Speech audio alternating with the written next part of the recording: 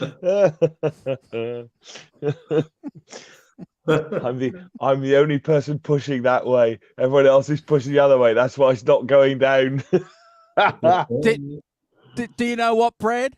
When I quickly did the re-edit on that video before we went live after dinner, I flipped the video and tried to have it going the other way, but YouTube wouldn't allow me. YouTube blocked the video, bro. It could only go that way. The story behind that is that this woman on this thing I went on, Moira, she took the photograph and she said to me, right, put your hands up like against the thing, like classic. And I said, I said, Moira, we're doing what nobody else does. We're not holding it up. We're pushing it over. Nobody's there trying to push it over. It's like, ran the wrong way as usual. Perfect. Oh dear. Perfect. Brilliant. Simon. Yeah. It was a great week in sunny Italy. Man, it was sunny. It was 29 degrees most days. Centigrade. Yes. It was beautiful. I had to pack shorts and things.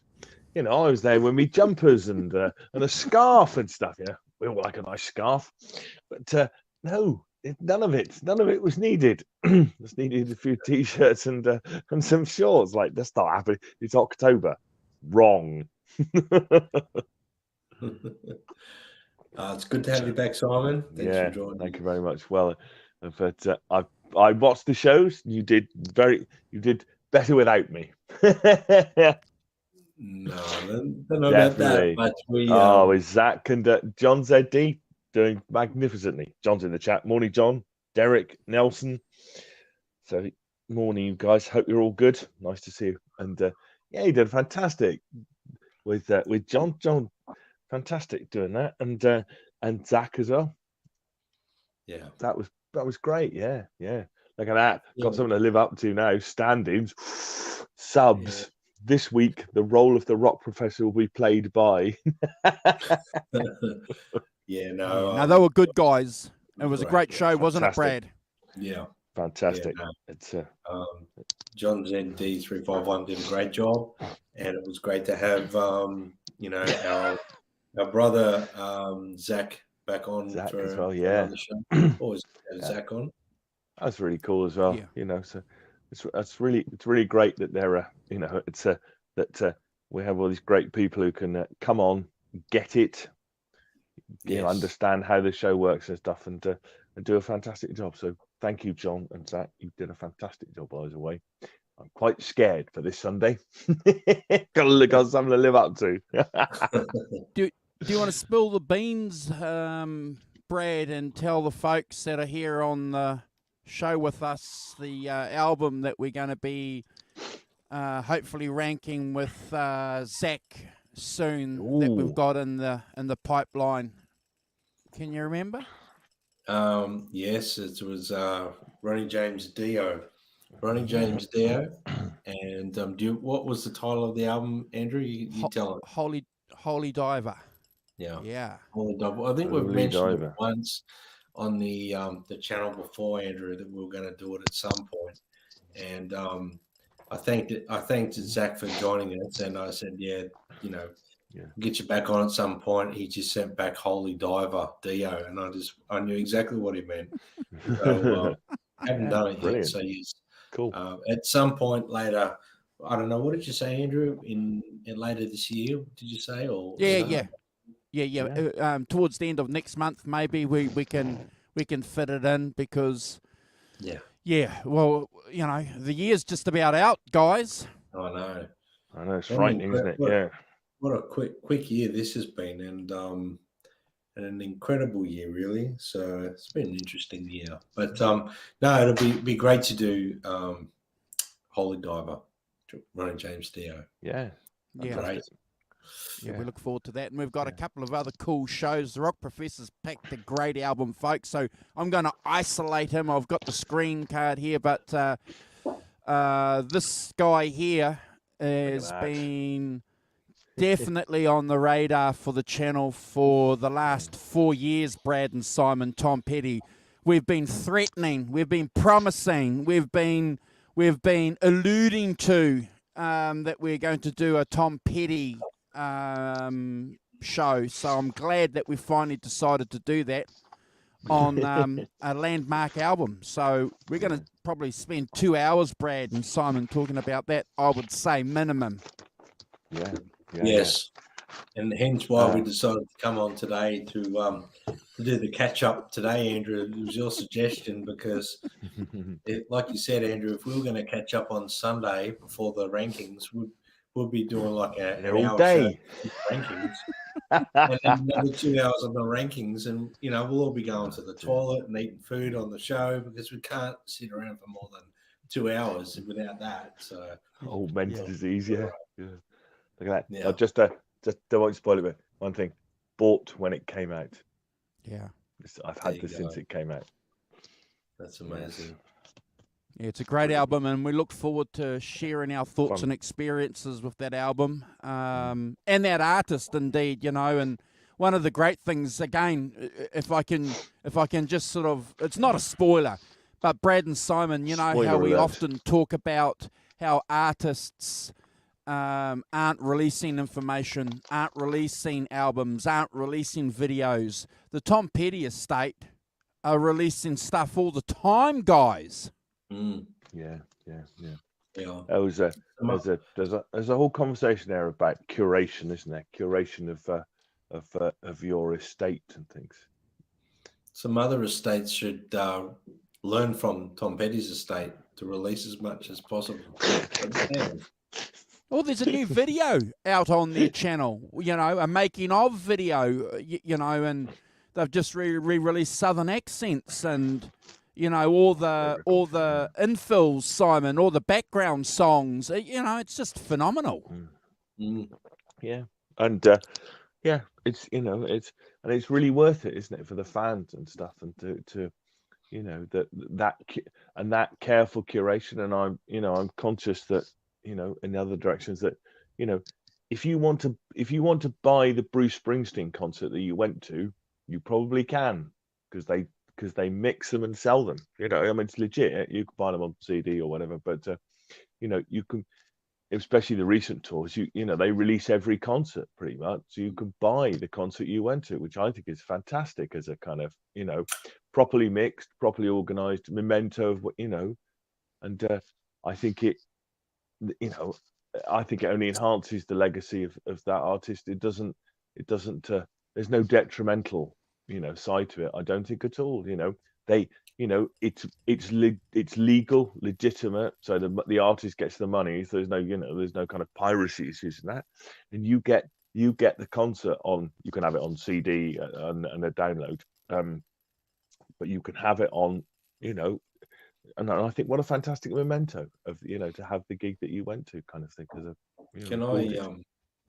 Can I say I went to see Slash and the Miles Kennedy and the Conspirators at Festival Hall in Melbourne, and I bought, on the night they were selling the performance that you were watching on CD at the end of the night, and I wow, fantastic, yeah.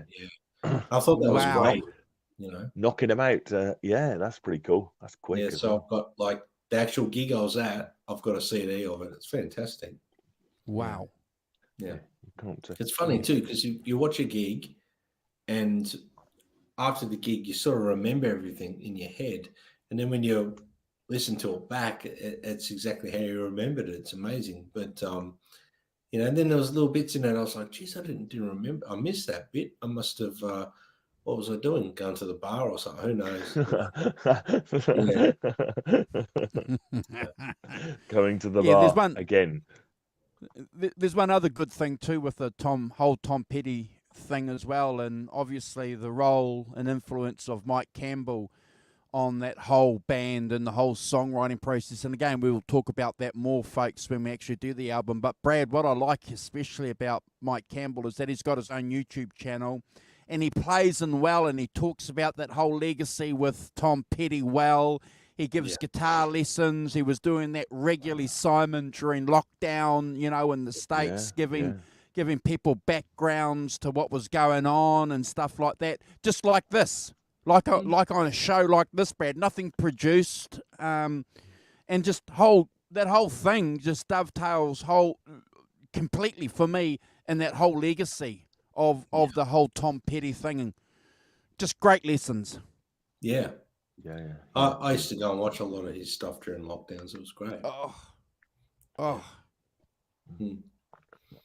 It's funny, phenomenal. isn't it, how you can get yourself in a real tangle with your estate and what you do with it and stuff. When you get kind of too precious about it, and instead of just going, hey, I'm gonna do this stuff, we're just gonna put it out, because it's it's reasonable quality, reasonable. We've got some quality control over it. We can make a little money out of it. Fair enough. It's it's one of those things. I think that that lots of older. Neil Young's another classic one, isn't he, Andrew? I mean, he's releasing all sorts of stuff, and weekly. Bob Dylan, with his bootleg series and all his bootleg series and stuff like that. And yet, it doesn't seem to be that difficult, to be honest. I don't know why, but seemingly. Well, no, particularly. And we like celebrating, the successes, don't we? And the good stories and the good things. Yeah. We got 14 people watching, 15 people. Rock Professor, you want to do a shout out before we move the show on? Yeah, so say good morning to Derek Claxton. Morning, Derek. Great to see you. Hey. Hugh Caldwell. Morning, Hugh. Hey, brother. Up early, north of the border. We've got Nelson Rodriguez. Morning, Nelson. Still up. It must be very late where you are. So great to see you. Ellen Toll. Morning, Ellen. Who didn't know we were on. A secret. Ellen. Don't tell Ellen. anyone. 6 fingers of salt. We were on either. We didn't know until we were on either. Until the boss summoned us late last night. He was disturbing me at band practice. I mean, honestly. What's going on? So Ellen, Hugh, Adam Crofts is off. Morning, Adam. Nice to see you. Hey, Adam. John ZD351. Top standing. Is that? Do you see? You wanted to do Madonna, and you told him to clear off. See, the thing about Madonna, John, is neither British nor electric nor blues. See, does not fit the criteria for which this show is based on. Lovely. Brad Cook as well. So if you haven't said anything, please say something in the chat. There's clearly there's some people who haven't made a comment. Just say hi, and I'll say hi back. That would be cool. But nice to see everyone. Fantastic to see you all. Be back on the channel. And read this comment here. This is exactly what we hope. One of the things that we get together weekly. It's not the reason why the channel exists, but it's one of them, isn't it, Brad and Simon? Reignited his love because it's done it for me too. I'm in exactly the same boat. When we did White Snake with Brad and Rock Professor, not the one that we did 4 or 5 weeks ago. Yes. Yeah. Ready and willing, we did. That's it. It's a good thing I'm here, isn't it? Yeah. No, but I think if we're allowed to be a bit to give ourselves a little bit, if somebody watches one of our shows and go away and discovers the album in a way, rediscovers them or discovers an album they hadn't listened to before, I think that would be fantastic.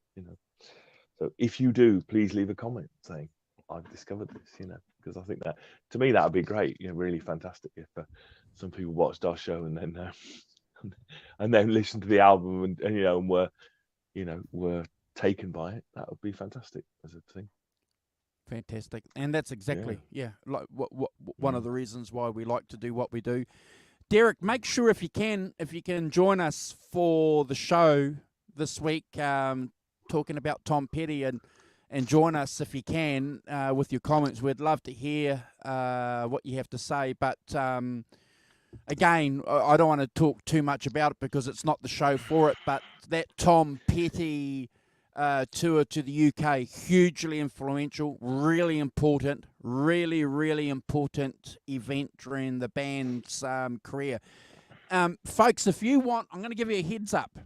If you want to do some research without reading too much, go and watch the documentary that came out in 2007, 2008. It's 3.5 hours.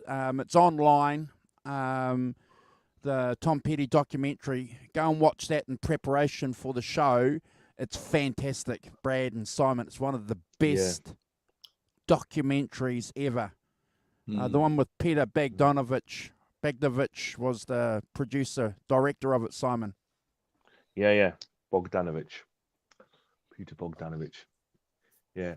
It's that Tom Petty concert that was the old Grey Whistle Test concert, Derek, is really good. Yeah, really good. Early days.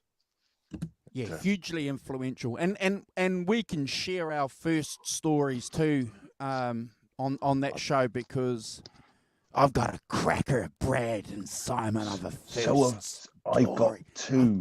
I've got two. Oh. In a flagrant display of one-upmanship, I've got two. You've only got one. I've got two, one. Mr. Walton.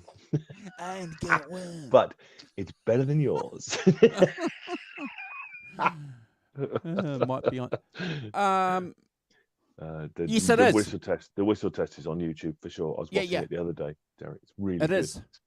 Yeah, fantastic. Yeah. Hugely influential. That tour again. Interesting how the UK and British people, Brad, are pivotal in supporting bands and acts at the start of their career and giving them the support to go, and then they went back to America. I don't think they would have been the band they became if they hadn't have come to the UK. No, that's true. We gave them their lift off. We've done something useful. So anyway, we're not doing the Tom Petty show. The Rock Professor's got some stories to tell us about Italy, and then Brad, you've got some events to share with us. Yes. Yeah. Well, as you probably saw, I was mucking about in Italy for a week on this guitar breaks holiday, and it was a fantastic experience. I did a crazy thing. I booked a seat on the plane for my guitar. Mr. Musical Instrument had his own seat. yeah, because I took my old Japanese Strat, the one I always take if I've got anything to do of any importance. That's the guitar. So, and I would never put it in the hold of any aeroplane. I don't care what it's in. I'm not doing it. And recently they allowed you to, on EasyJet, they allowed you to you can book a seat for your. So I booked a seat for my guitar, Mr. Musical Instrument. So that was fun. It was great. It was great. I'm clearly had to pay a full price ticket for it, but it's only about, I don't know, what was it, return £130, $250, $260 kind of thing. So, not bad at all. And as I say, I'd pay that to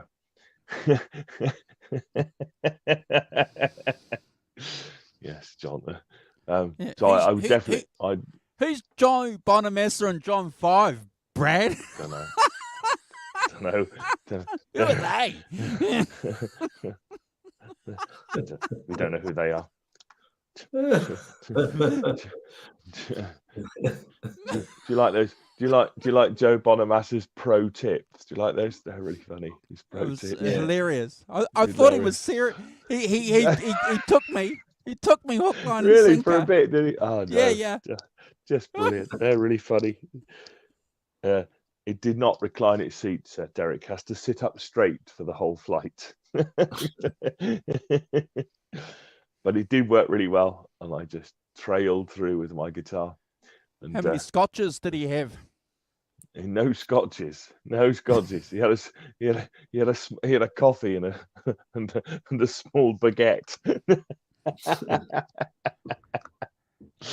on the flight out. Yes, but, that worked really well. I can definitely I can yes, I can definitely recommend booking your guitar in for a seat. It's a safe way of making it travel. Me and Joe Bonamassa, yeah. And I've seen he does that, doesn't he? But only with his 58 Les Pauls, he books them in for. So you found out about it through Joe Bonamassa because you and him go way back, Simon, don't you? Way back. Yeah, or I saw it on a recent Instagram post and thought that's a good idea. Come on, come true. It was really Joe Bonamassa's idea for you. He suggested it, didn't he? He DM'd me. He DM'd me saying, Simon, book a seat for it. Make sure you look after that one guitar that you're going to take and book a seat for it. Yeah. And when you get back, book me in for the 5150 show. I'll be on soon.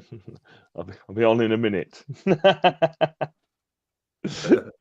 So that was fantastic. But it worked really well. The main thing was that I don't know. Do you do that, Brad? Do you book a seat for your guitar, or do you shove it in the hold? Are you brave? Unfortunately, well, I'm gonna say it as bluntly as I can. I don't travel with my precious guitars in planes anymore because I don't trust the airlines.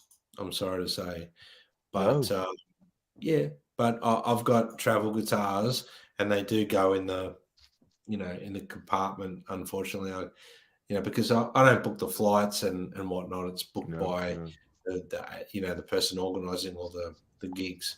So I've got a typical flight case, one of those big timber ones with the tongue and groove, and I travel one guitar these days because of cost involved.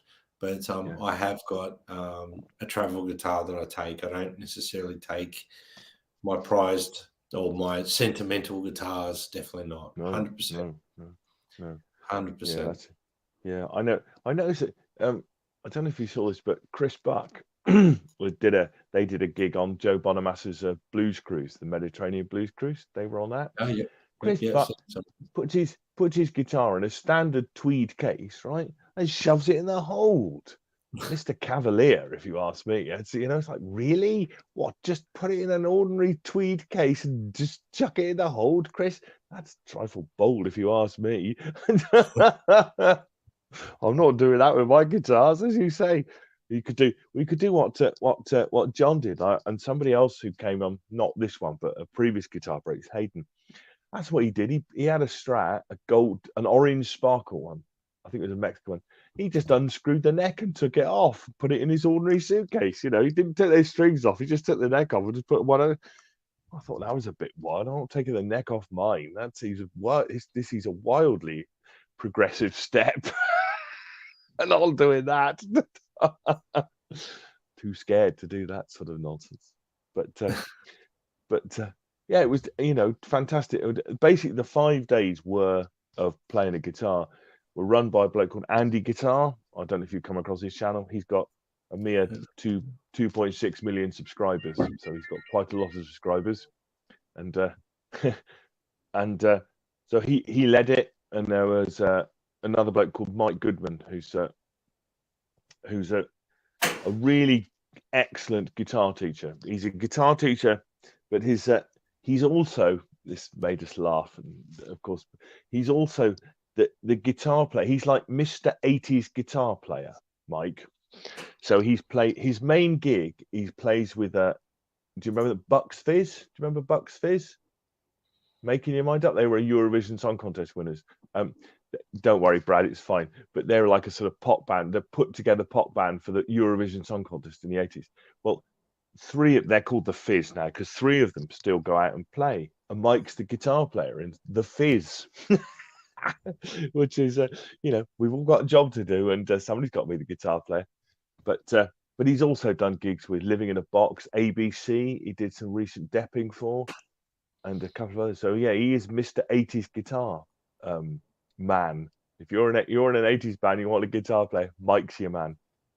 But in the main, he's a really great teacher. He's done a lot of teaching. He's got a whole teaching method and stuff, and he's fantastic about showing you stuff and teaching you things and putting things into context, which I think is really important. If you know that when you're learning songs and things like that, that things get put into a kind of theoretical context, you know, which I get a lot from, you know, the little snippets that can take, you know, that sink in and take years to sort out. It's fantastic. So hats off to Mike, because he's great, and the guy Ian, the guy who was running it, he did some as well.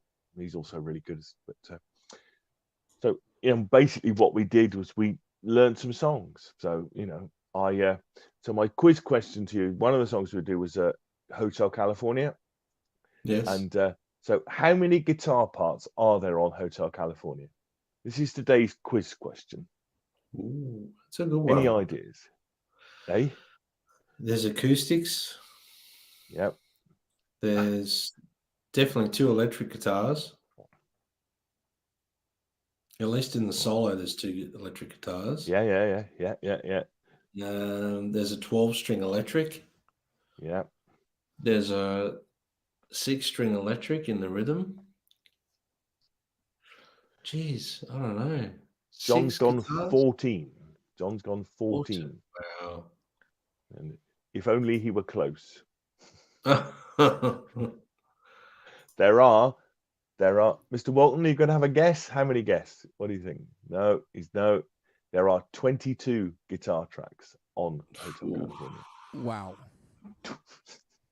22 different guitar tracks. Mike had the stems for it. He's just like, I mean, there's just, as you say, it's quite, you know, some double tracking and double, but yeah, you've got a 12-string, with a capo on the 2nd fret. You've got an acoustic on the 7th fret. Mm. And and then you've got all manner of other, you know, the double stops guitar that's separate, and all sorts of other stuff. I don't know, John, but yeah, 22 guitar tracks. So when you're learning it, there's plenty of things to learn in that as a song. If you want to go that deep, we didn't necessarily go. That's incredible, Simon. Yeah, it was amazing. So you could see that, you know, we dig deep into these tracks and stuff, and the guys were showing us, you know, all manner of the things and some of the guitar parts. So, you know, if you've got 4 or 5 of you, there's you've got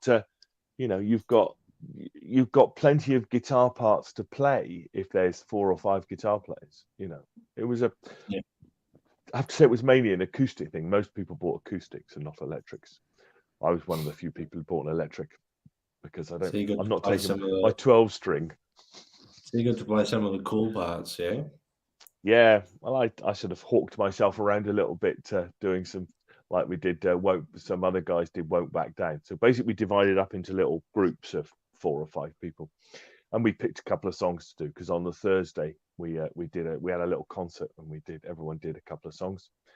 So I teamed up with 3 other people, and I was by dint of the fact that I've played for a lot, I was the most experienced person in our little group, because I've done it a lot. I'm not saying I was the best, but I was the most experienced, and so I was sort of de facto band leader, which is quite an interesting thing. It's not normally something I do, but going over, and one of the guys, Colin, he wanted to do Desperado by the Eagles.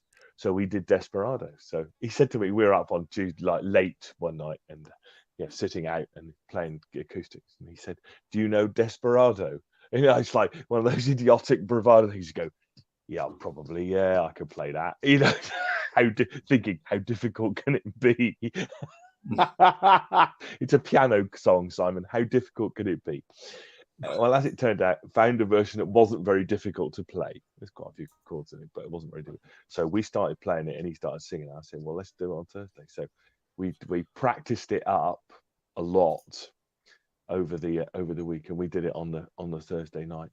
But other bands did things like the Foo Fighters, "Learn to Fly," which is great, and Stuck in the Middle, and "Wish You Were Here," and things. So there's quite a range of songs. And one of them did "Won't Back Down," Tom Petty. So I said to them, do you want me to do this solo and the beginning bit? And they went, "Do you know it?" I said, "I play it in my band all the time." "Okay, yeah, all right then." So I forked myself out for that. which is good. It's nice to be able to do some stuff and things. But and so we spent most majority of days kind of doing, only 12, Hugh. It's yes, only half of them. But so, and that's what we did for most of the days. Clearly we had a morning session and an afternoon session, and we had a kind of open mic night as well that we did. Something that we did. I did Take It Easy, because again I know the solo and I know the intro bit. So so it was kind of unlike the blues ones that I've done in the past. It was very much in my wheelhouse. The blues ones are very much like learning how to kind of improvise blues stuff over, and I can tell you that there is nothing more scary in the world ever than being alone in a room with Josh Smith, who plays with Joe Bonamassa. If you don't know who Josh Smith is, he's a monster player. I mean, he plays with Joe Bonamassa. He's his second guitar player. In a room one-on-one with Josh Smith and him going, okay, play. Yeah. That, I don't know if you've ever had an experience like that where somebody, you sit in a room, they go, play. I mean, I don't, Brad, have you had that experience where you've been in a room with somebody like that? Maybe not necessarily. No. Well, I have had experience of maybe a different level than Josh Smith, but Australian legends, Baby Animals got me up on stage, and they did a song called Stupid, and they called me up. I was in the crowd just watching, and it was in Sydney at the time, and they called me up just to get up and play. And of course, I'm going to say yes. And then I get up on stage. I go, do I actually know this song, how to play it? And Susan's having a chat, the singer, and Dave's just yelling across the stage, A minor, like for the solo, A minor. So I used to get lessons off Dave, and I kind of knew the song just by jamming along to the CD many years ago. So I just bluffed my way through the majority of the song. And then, in the solo, that similar sort of thing, though, Simon. I'm on stage with people that were heroes of mine, and my guitar teacher's yelling out A minor, and I have to solo. So, I've had that. It is quite scary like that. As I say, Josh, well, it's when you just have to go. I just have to do it, don't I? I just have to do something. I have to get on with it, and you have to like swallow something hard and jagged, and put your fingers on the fretboard and hit a string, see what happens, and see what comes out. And of course, he was fine about it, but that is bloody intimidating, more intimidating than. So this was because this was much more structured. Because that's what Andy Guitar does. Basically, he teaches people how to play songs, does parts of stuff, is really good at, and he does a whole kind of lessons thing. And quite a few people were there because they are, Hugh, bad luck, mate. I hope you get better soon. That's 2 weeks off sick. It's not very nice. But, so that's what he does. And he's got a whole lesson plans. And there were quite a lot of people there who had come via him, not via the Guitar Breaks thing, which is the way I'd come from it, really. And so that was cool. So there was a whole different set of people. I hadn't nobody that had been on my previous ones. I don't know. Nobody was on this one. So I kind of, it was a whole new set of 20 people, 21 people. So quite a lot of people. And also, cheeringly, quite a lot of women as well had brought their acoustic guitars, which is pretty cool. In the 3 other ones I've been on have all been all blokes. It's been all blokes.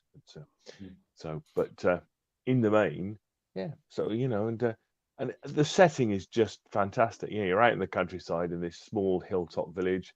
There's nothing to do except, you play guitar. And I had to go on some kit. One of the best things I did was I met a guy who lives quite close to me, John. He was on the same flight as me, and he'd never played an electric guitar, and he'd never played it through a valve amp. So I said, right, you and I'm going to get you to play my Strat through a Victory Countess valve. So to see the light in his eye, just plugging it straight in, and and me twiddling with it a bit and turning it up that was really cool. That was a really cool kind of thing, because everyone needs to play through a valve amp once in their life, don't they? With an electric guitar, because it's a thing. It is definitely a thing. So that was brilliant. So there was, and there's also what was it? A Boss. We had a Boss ME90. The new Boss. There's a new Boss multi effects. So we had a good play with that. That's pretty cool as a thing. It's lots of lots of made on the on the fly sounds you can add in, the different pedal groups into it and tune them and things. It's fantastic. Look at that! If you just put up a video with Paul McCartney live at Melbourne, it's just come up. I was just sharing it now, so I wasn't going to talk fantastic. about it. So you jumped the gun. It's appeared. It's appeared. I think, oh, that's a surprise. Brad's doing work while he's talking about it. No, so, I had it ready to go because I was going to promote it while I was on here, but you already beat me to it. But so I've got a couple of questions, Simon, in relation to it. So when you learnt the songs. Yeah. And so you all had parts to learn that were part of the song. Yeah. And then you perform it as a group, like as all the guitar players there. So effectively what you were doing was all learning your parts for the song, collaborating, sitting down and performing it as a band, basically. Yeah. That's great. Yeah. Clearly without a rhythm section. But, it's, yes, I mean, and that's, as you will know, and I think that's the one advantage I've had is I was probably nothing outside of the tutors, but aside from Mike and Ian, I had done way more gigs than anybody else there. The thing that I can bring is I've played thousands of gigs, doing cover bands, doing covers, So in effect, that learning a song, putting it together, working out different parts is completely in my wheelhouse of my experience of things to do, much more so than the blues thing. But so the learning for me was kind of different in that I was then kind of, as I said, de facto band leader, and then teaching the others, how running through the chords with them, running through the bits, and teaching them, the basics of it and things, teaching, learning the song and things and running it through. So that was a different learning experience, not something I've done before particularly. So that was cool, and also the bits of theory that Mike sort of underpinned with it and things, and which is also really good. And I think and Andy as well. Andy was great, really good, really enthusiastic, and clearly he's done a lot of it before, so he's done some other things. But as I say, the main bit is that actually 50% of it is a week spent in this country hotel in Italy, where it's kind of quite self-service. They put buffet breakfast out and you serve yourself. You make your own coffee and stuff. They got a proper coffee machine. Grind your own beans and put it in filter. And lunch is as kind of buffet lunch. They put out a load of plates, and then you get a 4-course meal in the evening. Not a menu in sight. there's no choice. You just get. It's like a bit at home. You turn up home, mum gives you tea. It's a bit like that, only 4 courses. So you turn up, you get an entree, you get an antipasta, main course, and a sweet, and that's what you get. And the other good bit is all drinks included as well. So you just go and so bottles of wine with the meal clearly, and beer. You just go and get a beer out of the fridge and sit down and So we were sitting out in the night kind of thing till quite late, playing acoustic guitars and drinking beer and having a nice time. This is most unlike me. I don't know, because it was 28 degrees in the day. It was beautiful, and you're sitting out. There's no traffic. There's no noise. That hardly anybody drives around this tiny village of Lipiana. Nobody drives around it. So I think for the week, I spent about 50 euros. I didn't spend any money at all. It's if you get a chance to go on these things, I mean, they are an amazing experience, for meeting other people and for just sitting around and playing a guitar, for a lot of days and learning stuff. They are brilliant things for that. I mean, clearly they are like, yes, that's right, Justin Sandercoe. Yeah, Hugh, I heard some stories about Justin Sandercoe once. They seemed rather intense. Apparently, from a couple of people who've been on at Justin Sandercoe, they seem quite intense. This is not quite so intense. It's pretty relaxed, really. But the other thing is that you meet people from all walks of life. There was a bloke from Philadelphia, Philly Mike. He flew from Philadelphia for the week. that was he came the first. There was a couple of people from Switzerland, couple from Switzerland that came. Dahlia and Marcus, they were fantastic. So there's a lot of people doing, and all sorts of people from all sorts of different different walks of life. One of the guys, Ed, was on the Friday, which is like the last day, he flew from Rome to Chicago, and then he flew from Chicago to Las Vegas, and he went to see U2 in the Sphere. Wow. He sent some photos back of U2 playing in the Sphere. I don't know if you've seen any videos. Have you seen any videos? I've seen some footage on the socials with people sharing that stuff, Simon. Yeah, it's absolutely extraordinary. Apparently it's in 4D, so you get smells and warm wind and as well as the Holly Lewis. Good morning. How you doing? Nice to see you. And apparently, and at one point they project the outside onto the inside of the Sphere, so the Sphere in effect disappears. But the most amazing thing is that the Sphere has something like 140,000 speakers. Wow. I have got that wrong. I'll just have a look. It's got literally, let's have a look. 160,000 speakers ensure that everyone inside the gigantic Sphere can enjoy the same level of clear audio, irrespective of where they're seated. The experience becomes even more immersive with 4D machines imitating wind, temperature, and even sound effects based on what is happening on the stage or the screen. And I can tell you that this experience will cost you 2 tickets. Costs, guess how much 2 tickets? £500 each. Nope. In pounds or? Well, pounds or dollars, it doesn't matter. Dollars, American dollars. American dollars, probably what, 1,000 American dollars each? 1,200. Yes, $2,600 for 2 tickets. $1,300 a ticket. Wow. They are gonna have deep pockets for that. The question is, would you go? Do you know what? I'd go. If I was there, after flying there, you could get into madness. It costs $5,000. But if I was there and I had to pay, I would go. I would go for the experience. I mean, the stage is extraordinary. There's nothing on it at all. Have you seen the pictures of the stage? It's just amazing. Like, just a drum kit, not Larry Mullen, somebody standing, and the edge has a pedal board, and then there's 2 microphone stands. But clearly there's no PA, there's no kind of back line on it or anything like that. The edge of it. It's a completely, square stage with almost nothing on it at all. It's as bare as you can get.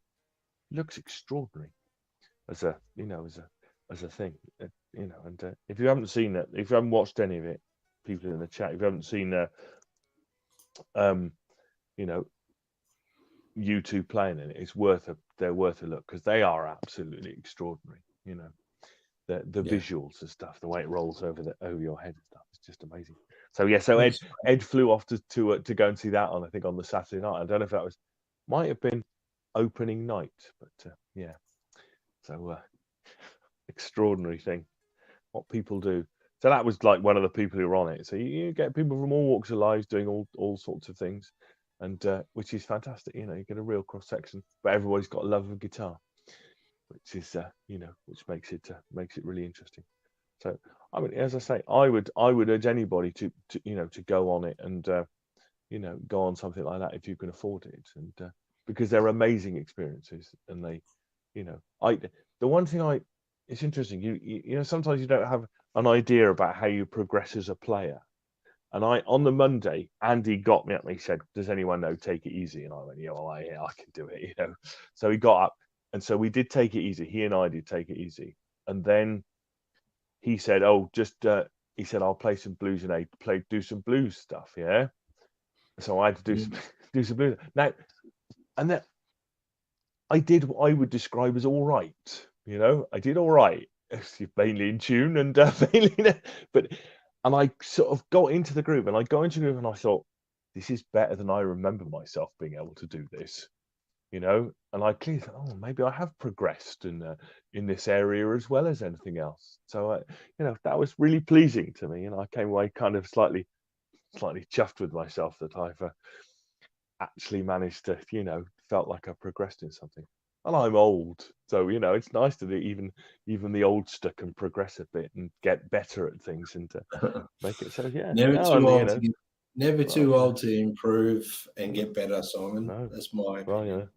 No, well, that's true, and it's but it's nice that it's nice that I thought, oh, I did the turnarounds and did the things. Oh, that seemed to work. Well done, and sort of gave myself a small pat on the back for being better than I thought I was going to be, which is fantastic. So, yeah, I can really recommend that sort of thing, that kind of residential thing. If if you've got some money, they're brilliant things to do, and as I say. Guitar breaks, if you're in Europe, guitar breaks is a fantastic thing to do because it's pretty relaxed. It's pretty, it's there's not a huge amount of pressure on you to, and as I say, as part of a team thing, I think it's very, very much you're in a band. It's part of a team thing, and if I'm, one hesitates here, if I'm the best person there, then my job is to get the team so we can all play the song, we can all get from one end to the other, and we can all be reasonably confident about what we're doing. That's a big learning thing for me.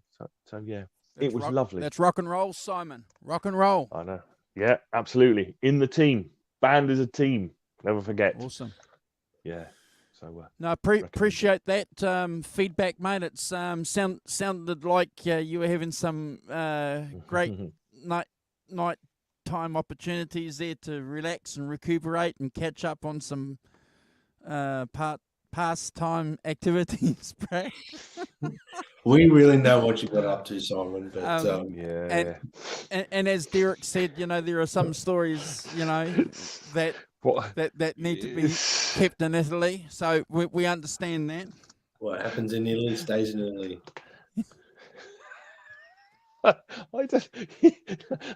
Clearly this dissolute rock and roll lifestyle that sadly I don't have is the myth has overtaken the truth. Simon, some distance, fantastic. Don't tell people that it's part of the channel, part of what we're trying to create here. The channel mythology and lore. Yes. Stop telling the truth. I know. Never let the truth get in the way of a good story. Yes, I know. That's exactly right, Simon. When you're in rock and roll, you got to make it larger than life to the other people, not yourself, to everyone else. You got to make it like it's like this big, amazing thing. Even though we all like to be in bed by 9:30 with the generator here, pillows propped up, and just don't start that again. This is where the trouble started. You two having naps.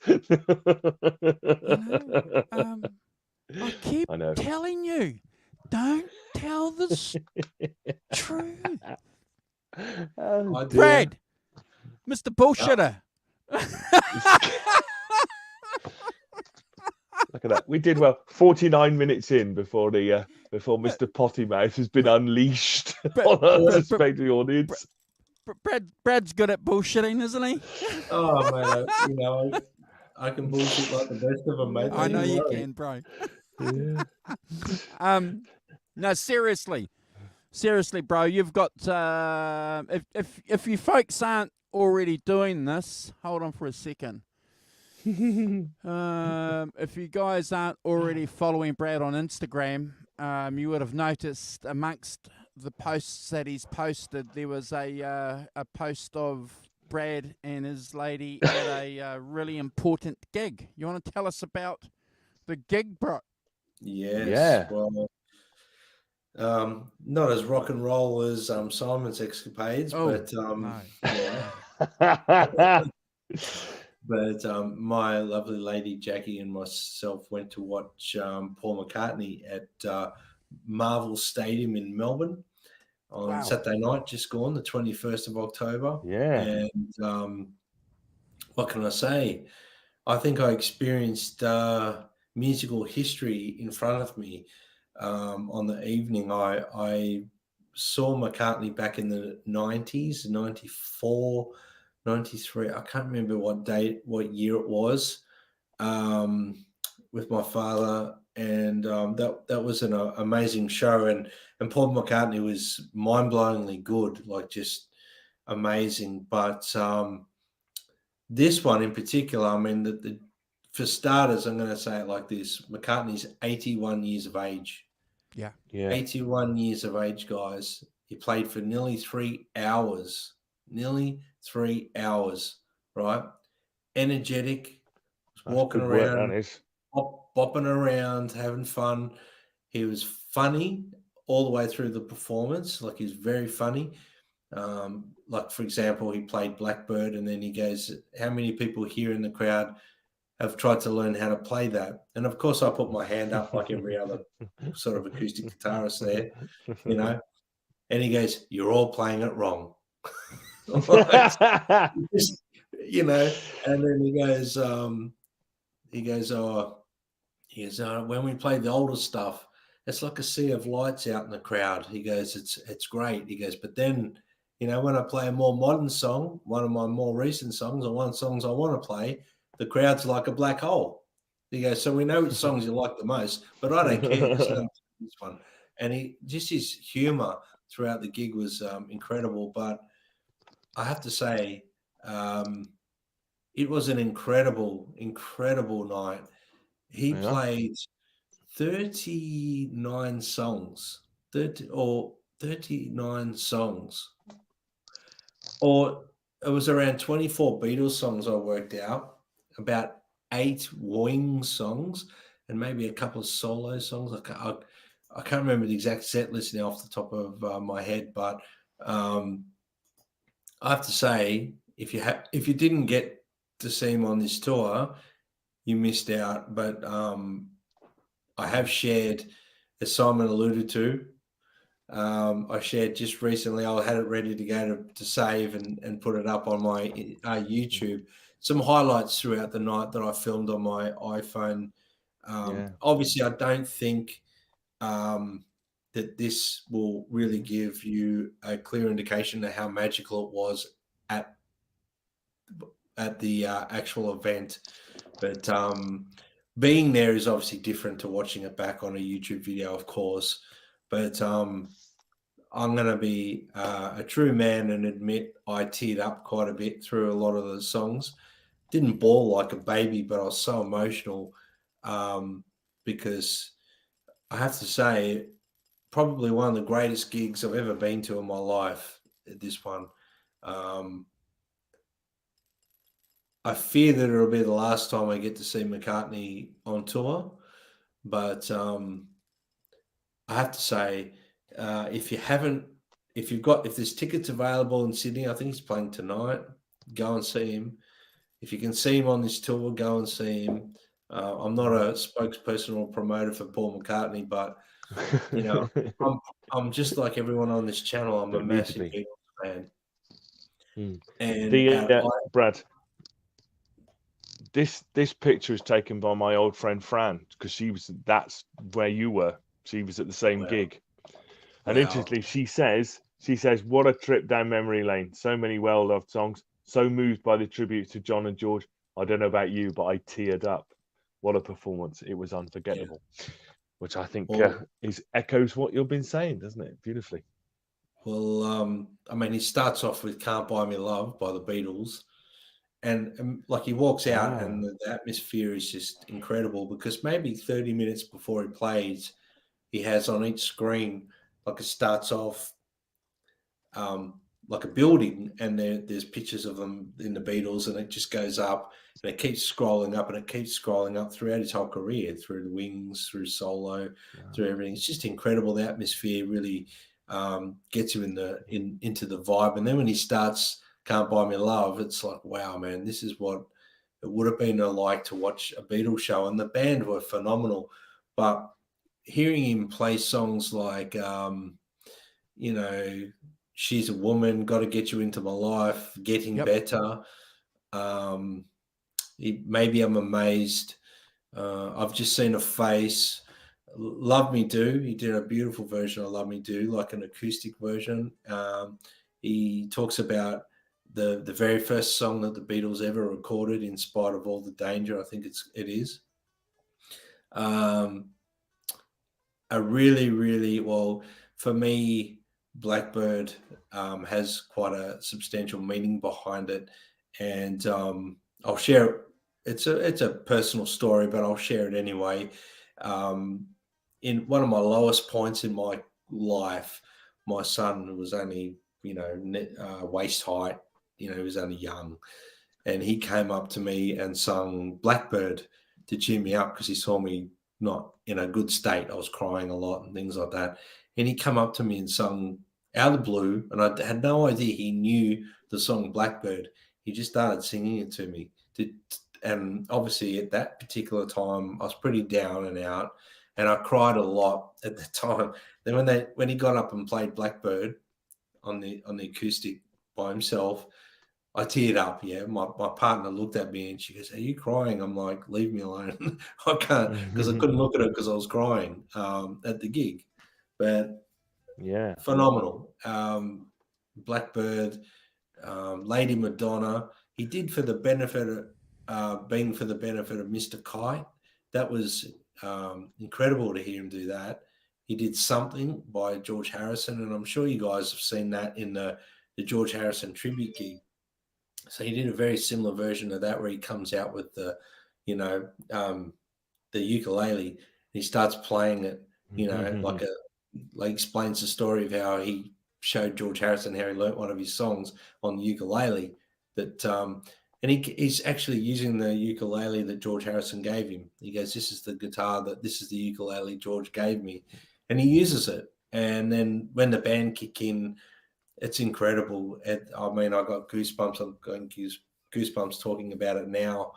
The set list was incredible. Anyway, there was he obviously did Jet, Band on the Run, but I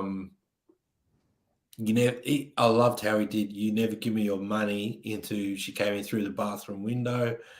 They did Get Back. They did Let It Be, Live and Let Die, Hey Jude.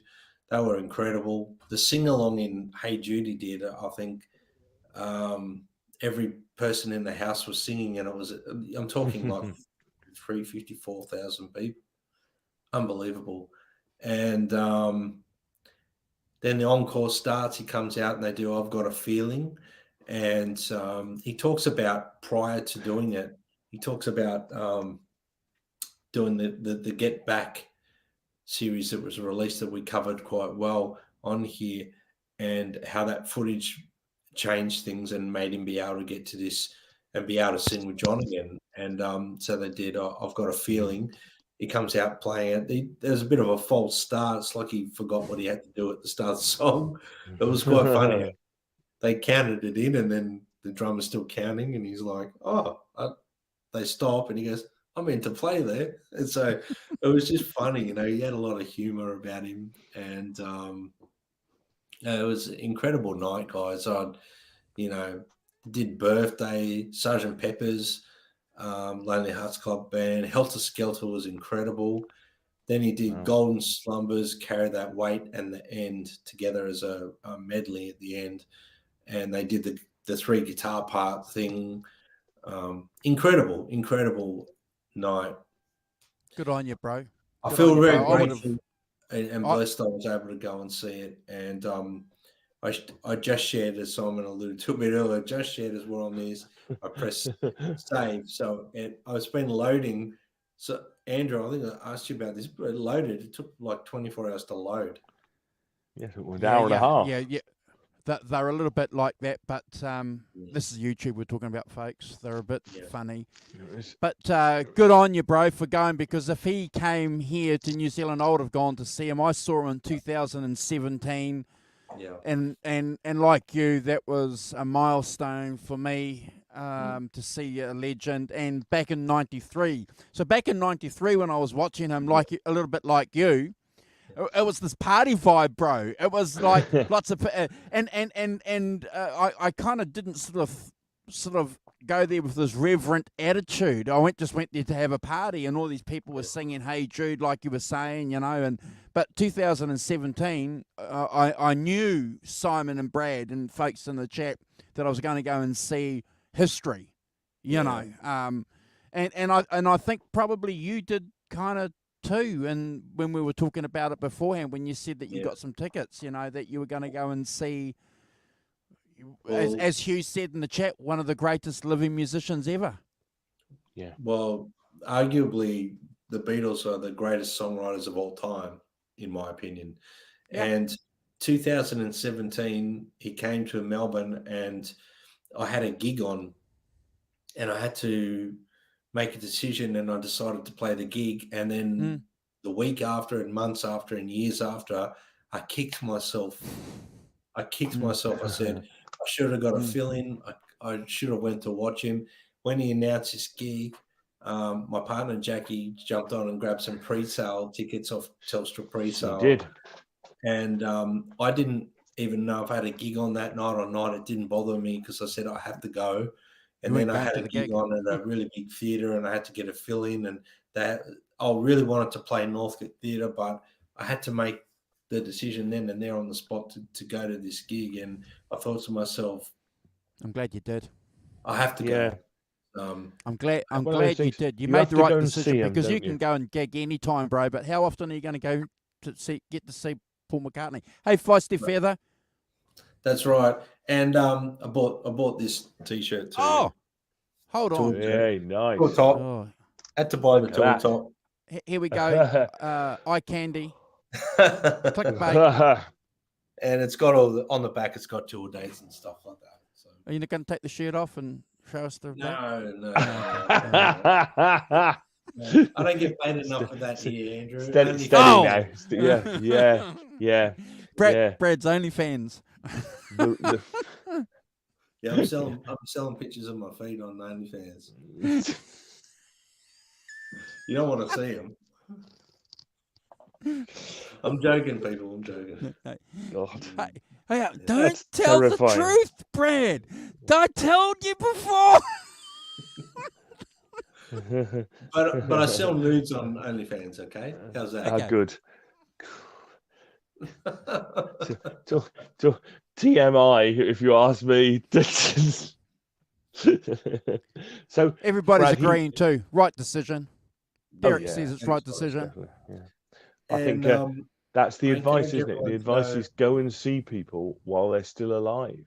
You know, if you haven't seen McCartney and you haven't seen Dylan and you haven't seen Springsteen, you haven't seen, fill in the name at your leisure. If you haven't seen those guys, go and see them, because not too distant future, they won't be there. Unfortunately, but I'm going to say this straight out. Throughout the gig, you wouldn't pick McCartney as being 81. No. He's dancing around. He jumps a lot. Gosh.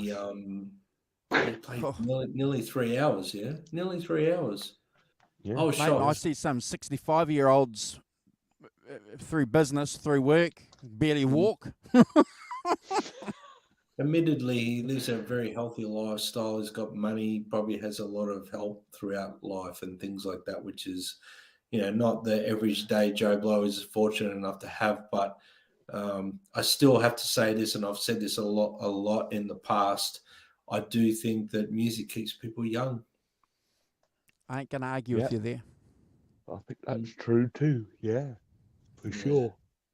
So Brad, the set list, it wasn't in chronological order or anything like that. It's no, I was just the other day actually, but I think what he wanted to do was just do a nice even spread of his material, but I think even spread 24 Beatles songs as opposed to whatever else did at the gig. I think I counted nearly 8 Wings songs.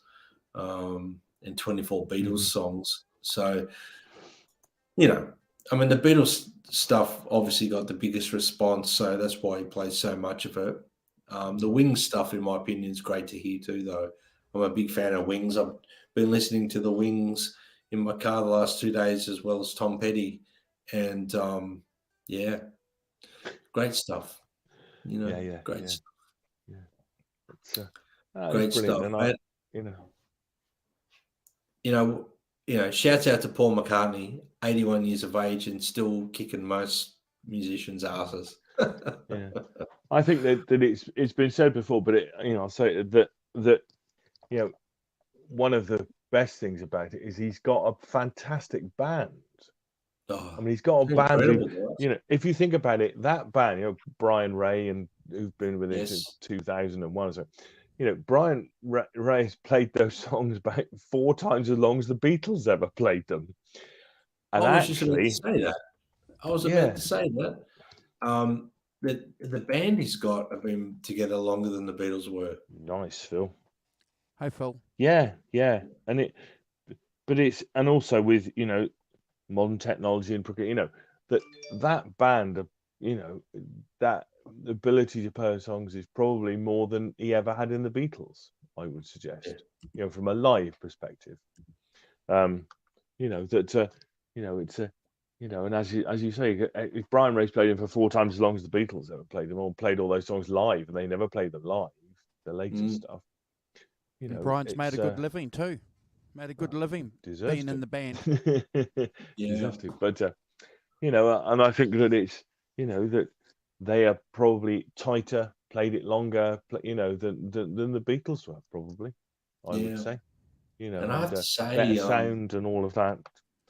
Brian Ray and Rusty Anderson, like say for example, in the first song when they first come out to "Can't Buy Me Love," the guitar solos that play together.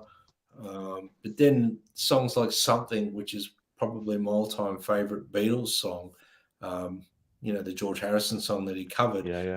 Rusty Anderson plays the solo, and my goodness, I felt like George Harrison was channeling George Harrison. It was incredible. He played it so well, and his band, for example, have what's his name? Abe, the drummer, the big sort of dark fellow, he's a great drummer and very humorous. At one point, they're doing an acoustic set, and they bring up a little kick drum and hi-hats and all that. Abe Laboriel Jr. He's doing this stuff, and he's doing all this while he's playing. And the cameras kept going to him. It was quite funny, and the crowd were responding like every little stupid thing he was doing, which is incredible. But he was he's amazing to watch in the back there. The way he plays. And didn't he play with Tom Petty for a while too? I think so. But that drum solo, that's Steve Ferroni. The drum solo in the end, that Ringo drum solo, his arms and legs are everywhere. Yeah, it's just incredible to watch. Just very, very, very entertaining. He's called Abe Laboriel Jr. Yeah, that's it. Yeah. And I think, Andrew, not to be confused with Steve Ferroni. Oh yeah. But, who is? Shouts out to Brian Ray, amazing guitar player, but amazing bass player too, guys. Yeah, that's right. Yeah, they swap over, don't they? When McCartney plays guitar. Yeah. His bass playing in that medley at the end was incredible. I thought, just really did justice. It's funny, Paul McCartney's the bass player in the Beatles, but he's not playing bass in those songs. It's just it was a great gig. Can you imagine auditioning? Can you play bass? Well, isn't that your job? Yeah, but not all the time. Oh, all right. Yeah. I'm being asked by Paul McCartney, can I play bass? Well, before they did benefit of being for the benefit of Mr. Kite, before they did that, McCartney's talking and he goes, when we recorded these songs, I never thought in my wildest dreams I'd have to play this bass line and sing it. And he goes, and tonight, he goes, but from a musician's standpoint, listening to his bass line he's playing and singing, it's very difficult. But I love how he did that. Yeah. He did that very, very wonderful. And he did, what else did he do? There was one song that, Here Today, that he did that song that he wrote for John Lennon, Here Today, and he did a little tribute for John there. And I don't think there was a dry eye in the house when he did that. It's incredible. And see, he's been moonlighting too recently, hasn't he? By playing bass with the arch enemy, with the Rolling Stones. Yeah. I read somewhere honestly, Keith Richards said you're not leaving unless you put some bass down or something. That's right. So we can talk about that, folks, too. In a couple of weeks' time, we've got that show booked in. I think I gate crashed your pickings, bro, for that. Sorry about that. That's just mine. What mine? Well, I thought. Well, I was thinking about choosing a Rolling Stones album. Well, yeah, because there's a few we haven't done, and kind of Aftermath or something like that, Between the Buttons, possibly. I was kind of going for that kind of, and then you put out that card as I was sort of thinking. I thought, well, I better not choose a Stones album. That's not going to work, is it? I went a different direction. No. But we look forward to, folks. We do look forward. We've got a couple of good shows coming up, Brad and Simon, haven't we? We've got obviously this Sunday, a few days time. We've got the first Tom Petty album, and then the latest Rolling Stones album, Hackney Diamonds.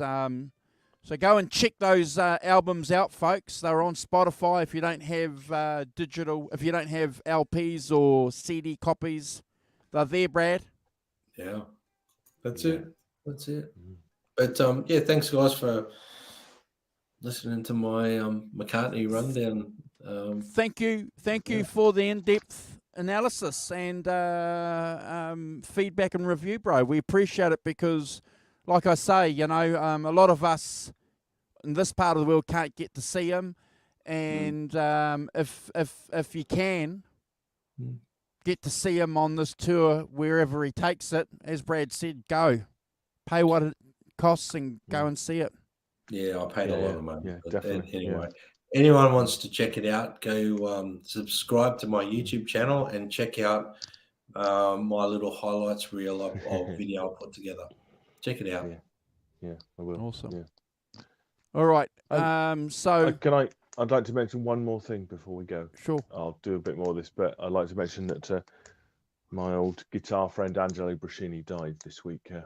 Guitarist with Massive Attack and the Blue Aeroplanes. So very 62, so not very old. So I'll do a bit of a fuller tribute on Sunday, just a quick, because great guitar player and amazing guy, and it's really sad to see him go. One of the bastions of the Bristol music scene and beyond. So, R.I.P. Angelo. Yeah, rest in peace, mate. Rest in peace. Totally agree with you, Hugh. 1966 is a huge, massive leap for a lot of bands. Yeah. Thank you, Brad. Thank you, Rock Professor. Cool. We're not going to do a shout out, but we'll play. If you guys missed this awesome video, we'll play this video and then we'll catch you guys, in 3 days' time? 4 days' time, Brad? Yes.